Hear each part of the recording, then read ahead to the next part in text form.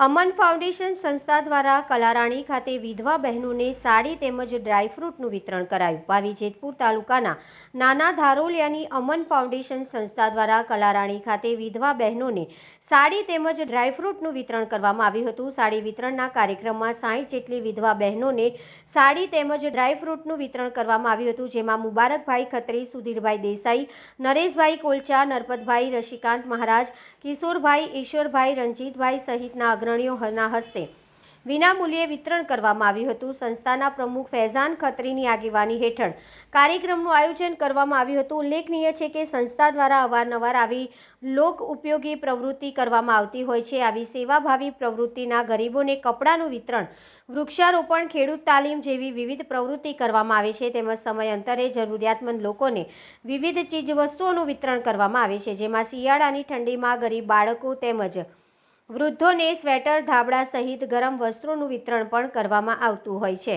સંસ્થાની સેવાકીય સરાહનીય કામગીરી પ્રશંસાને પાત્ર બની અને સમાજ ઉપયોગી સેવાઓને પગલે સ્થાનિક લોકો દ્વારા સંસ્થાને અભિનંદન આપવામાં આવે છે।